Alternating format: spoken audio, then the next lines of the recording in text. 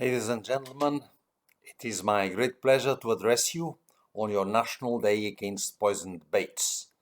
The use of poisoned baits is unfortunately still very common into many rural areas in Europe and in Mediterranean countries to control the population of predators.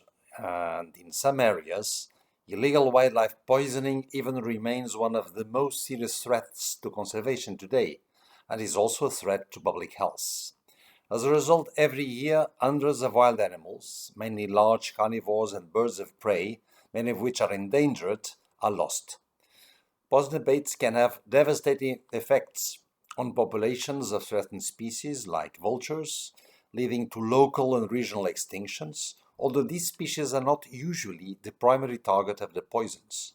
They are rather the collateral damage of the action to kill wolves, foxes, bears, and other wild animals that cause damages. I'm aware that, especially with regard to large carnivores and birds of prey, the illegal use and dispersal of poisoned baits is one of the main threats to their survival in Greece. Now, of course, when one spreads poison around, it is not only wildlife that is affected.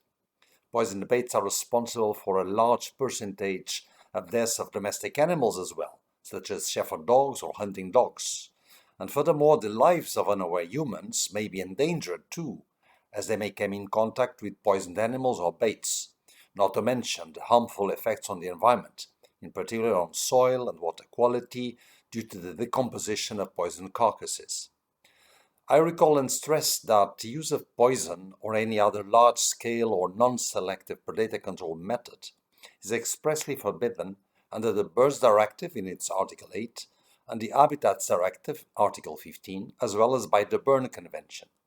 So it is urgent to tackle this phenomenon. We need targeted actions to prevent this extremely harmful practice, to sanction illegal behavior, to inform, train and equip the competent authorities, and to increase public awareness. Actually, the lack of awareness or poor understanding of the legal character of an action and of its impacts is often a common factor in environmental crimes. And that is why educating individuals about the conservation impacts and the potential legal penalties, in combination with conflict resolution and preventive measures, will help address the problem. Hunters, livestock owners and shepherds, for instance, may be tempted to use poison baits to kill predators to minimize the loss of hunting species, cattle or sheep due to predation. This conflict can and must be addressed through appropriate preventive measures, for which support is available, namely under the EU Common Agricultural Policy, as well as through a fair compensation policy at national level. It is also critical that stakeholders are made aware by one side of the alternative, practical, non-poison methods for legal control of predation, and by another side on the positive role of carnivores in maintaining healthy ecosystems. In terms of alternatives, livestock damage prevention measures, be it through fencing, shepherding, guardian dogs, nighttime gathering, deterrent devices, etc., are effective if well implemented and if tailored to the specific context in which they are applied.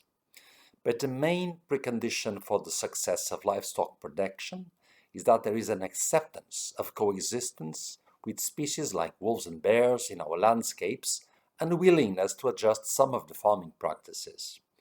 The most effective way to achieve this is through dialogue and cooperation between all relevant actors, including the concerned farmers, hunters, livestock owners, the experts in protection measures, the scientists, and the relevant agriculture and nature authorities.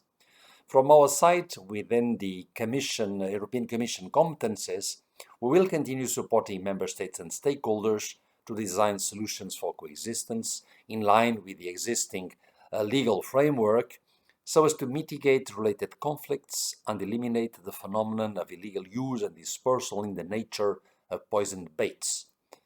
Our support is channeled through different streams. One is European and regional stakeholder dialogue platforms. We will also come with guidance on good practice in combating illegal killing, taking, and trade of birds to be ready soon. We engage in bilateral dialogue with member states, as well as enforcement action as necessary.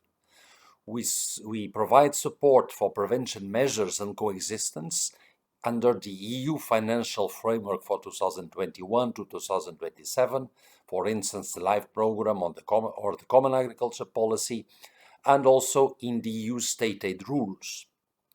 And we provide financial support to the Intergovernmental Task Force on illegal killing, taking, and trade of migratory birds in the Mediterranean under the Convention on the Conservation of Migratory Species of Wild Animals.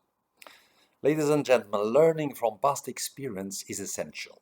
We should never again see mass poisoning incidents, such as the one affecting birds of prey in Greece in the Straits of Nestos. I therefore very much welcome and support your initiative to establish the 22nd of February as a National Day of Action Against Poisoned Bait, and I'm heartened to see so many colleagues working hard with the support of the LIFE Fund to find practical solutions to this major threat to nature conservation. Thank you.